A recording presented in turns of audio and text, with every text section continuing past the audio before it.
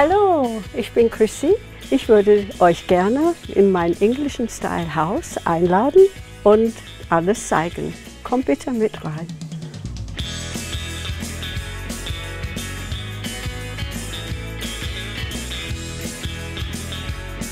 Ja, und hier sind wir in meinem gleich Wohnzimmer, Esszimmerbereich. Hier ist das, wie ihr seht, ausgestattet, typisch Englisch. Alles Mix, Match. Und besonders möchte ich euch zeigen, meine Tellerboard, sogenannte in England als Welsh Dresser. Die sind sehr beliebte Möbelstück in Country Houses in England. Die habe ich mitgebracht aus England. Und das ist das Glugel oder Glug-Glug. Also wir nennen das in England eine Krug. Diese Wasserkrug ist so formiert mit dem Griff hier, dass wenn man Wasser einfüllt und ins Glas kippt, es geht glug, glug, glug, wie ein Fisch. Hier diese Stühle liebe ich auch, die habe ich auch mitgebracht.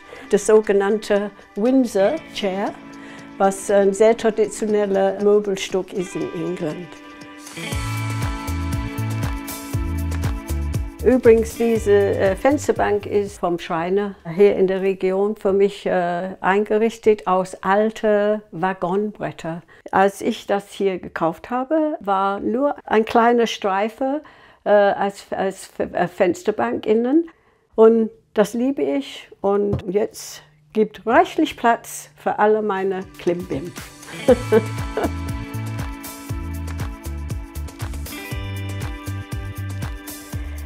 Das hier ist mein kleiner Arbeitstisch. Ich habe keinen Platz im Haus für ein Büro oder Schreibtisch. Ich sitze sehr gerne hier, weil ich kann aus dem Fenster gucken und schaue die Vögel beim Futtern zu. Und das habe ich sehr gern. Ein bisschen zu meinem Haus, die ich hier im Mai 1991 gefunden habe.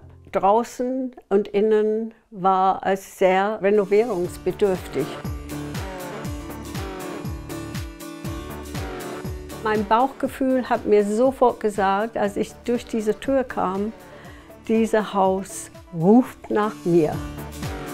Und die vorigen Besitzer haben Fenster zugemauert und ich habe das wieder alles geöffnet. Und hier sind wir in den Teil vom Esszimmer, was früher eine Tante-Emma-Laden war. Ja, und hier war eine Wand, es war alles zu und ich musste aufmachen und ich brauchte dafür eine starke Balke, Stützbalke. Eine neue Balke wollte ich nicht haben und ich hatte Glück, mein großes Glück, aus der Region, diese schöne Eichebalke, die mehr als 700 Jahre alt ist. Und jetzt gehen wir in die Küche. Komm mit!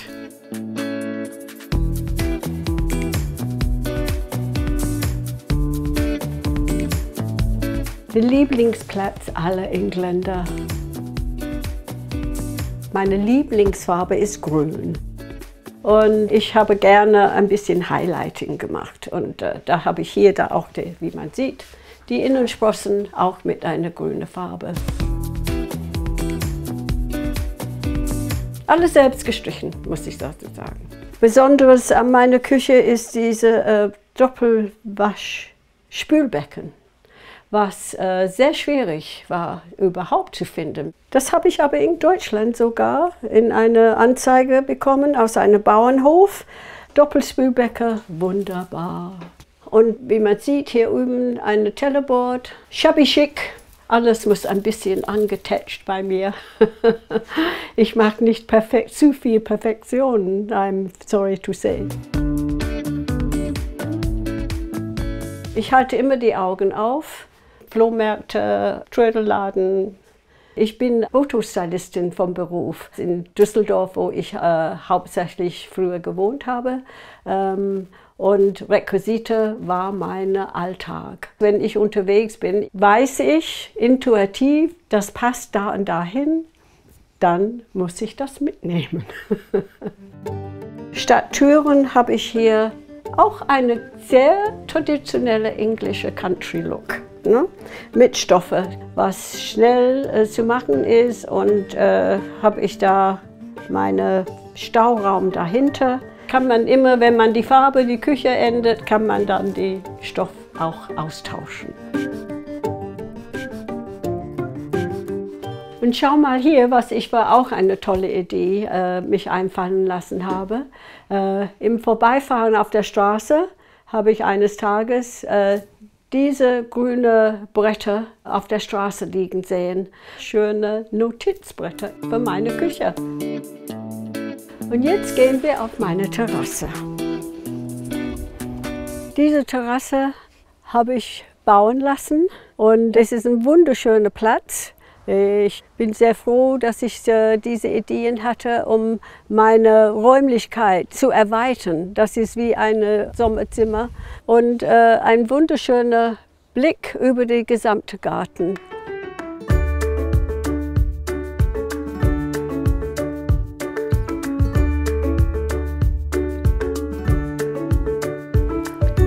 So, lass uns jetzt ins Badezimmer gehen. Und hier ist mein gemütliches Badezimmer.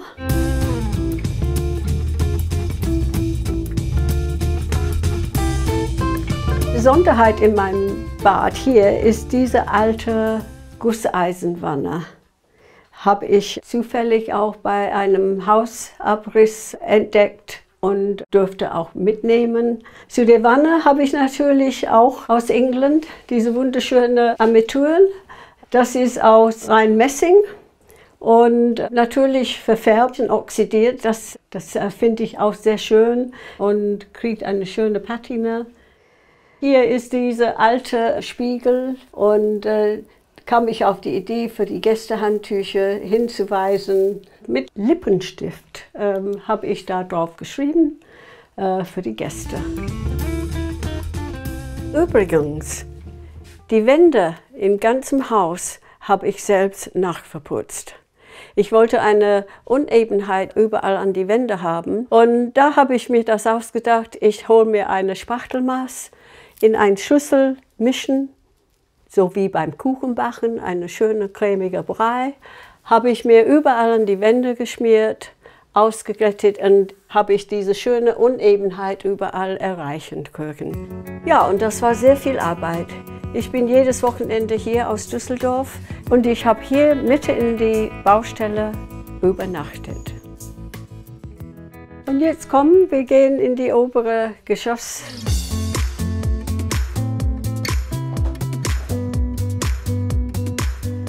Und hier kommen wir in mein Ankleide- und Schlafzimmer.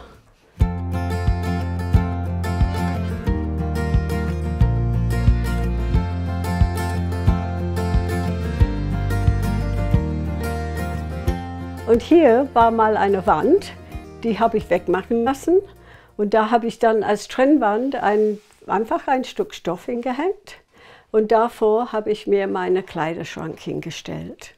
Dieser Schrank war ein sehr preiswerter, neuer Schrank, die ich ein bisschen aufgepeppt habe mit einer teuren Tapete. Und gibt das ein bisschen mehr Wertigkeit. So, hier gehen wir in meinen Schlafbereich. Ein schöner Blumenstoffdesign, was auch ein typischer Style ist für in England.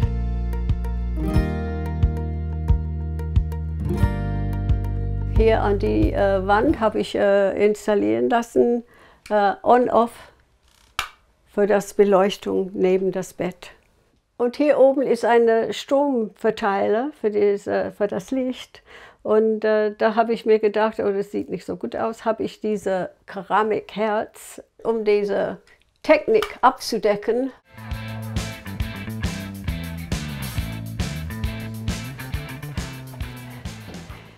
Hier sind wir in meinem zweiten Wohnzimmer. Das liebe ich sehr, weil es ist so schön und hell. Das nenne ich eigentlich meinen Sommerraum.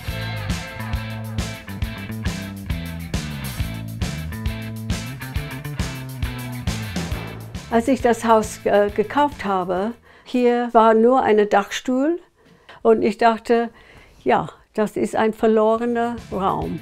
Ein Maurer hat mir gesagt, ich brauche nur 1 Meter hochmauern und dann konnte eine sogenannte Gaube hier aufgesetzt werden.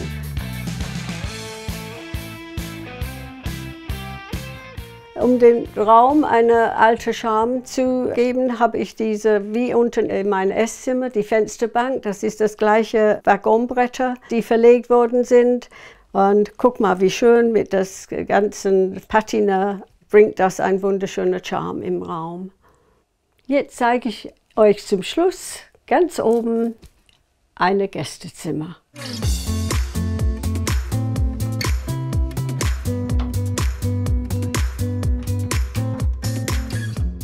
Ich nenne das The Royal Room. Wenn meine Gäste hier sind, die fühlen sich a little bit of English in the Eifel. Und hier habe ich meine Royal Corner mit Souvenirs from Britain.